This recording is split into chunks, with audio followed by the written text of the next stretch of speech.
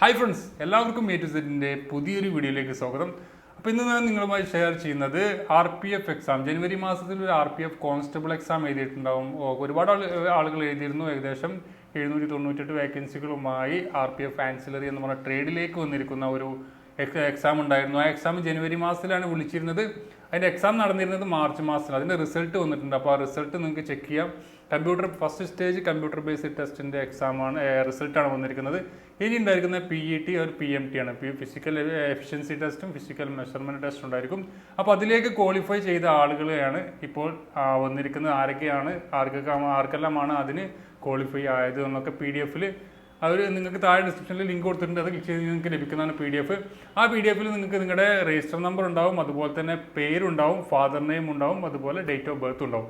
അപ്പോൾ ചെക്ക് ചെയ്ത് നോക്കുക, സെർച്ച് ചെയ്ത് നോക്കിയാൽ മതി. അപ്പോൾ സെർച്ച് ചെയ്യുമ്പോൾ ശ്രദ്ധിക്കേണ്ട കാര്യം എന്ന് വെച്ചാൽ ഫസ്റ്റ് ഒരു മിനിറ്റ് കൊണ്ട് തന്നെ നിങ്ങൾ സെർച്ച് ചെയ്തിട്ട് ഇതിലില്ല എന്ന് പറയേണ്ട, കുറച്ച് വെയിറ്റ് ചെയ്ത് നോക്കുക. കാരണം എന്താ വെച്ചാൽ ഇത് ഒരുപാട് പേജുകളുണ്ട്. ആ പേജ് ലോഡായി, മൊബൈലിലാകുമ്പോൾ ലോഡായി വരാൻ കുറേ സമയം പിടിക്കും.